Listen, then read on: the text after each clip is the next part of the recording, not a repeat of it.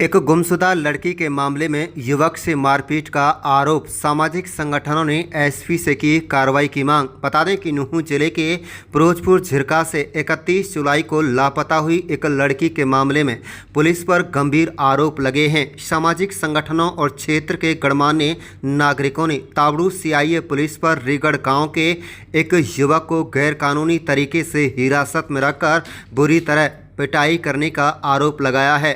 मंगलवार को जमीयत उलमा हिंद के संगठन के प्रतिनिधियों सहित कई लोगों ने पुलिस अधीक्षक से मुलाकात कर दोषी पुलिस कर्मचारियों के खिलाफ कड़ी कार्रवाई की मांग की है। मुफ्ती जाहिद हुसैन ने कहा है कि पुलिस ने बिना पर्याप्त सबूतों के 6 जुलाई को रीगढ़ निवासी अरमान को पकड़ा और तावड़ू सीआईए के हवाले कर दिया गया।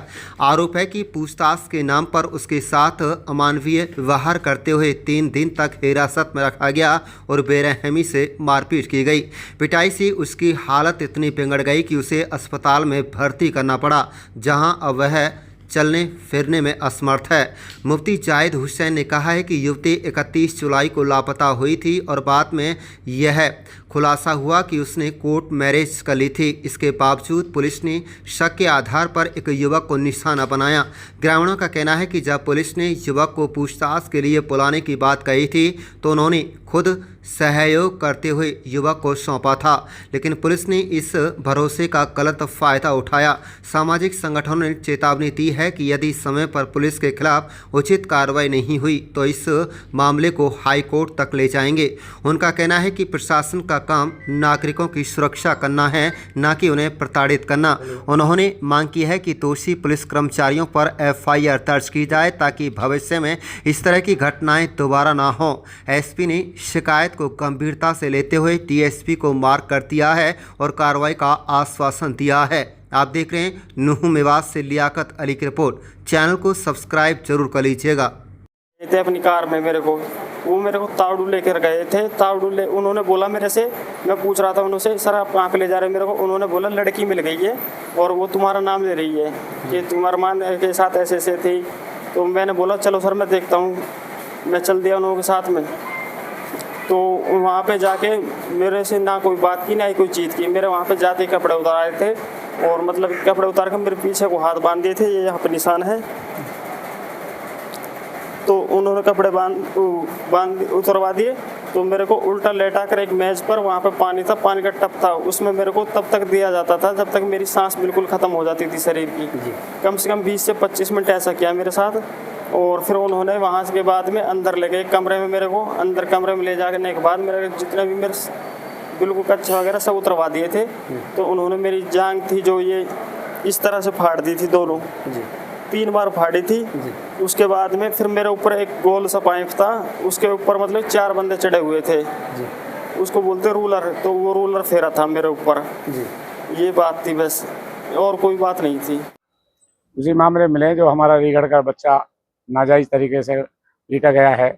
और शक के आधार की जो बात कहते हैं, शक तो दूर हो गया, 2 दिन बैठाए रखा उसी वक्त में, लेकिन उसके बावजूद उस पर सख्ती की है, नाजायज तरीके से उसको टॉर्चर किया है, 3rd डिग्री उसको ऊपर इस्तेमाल किया है।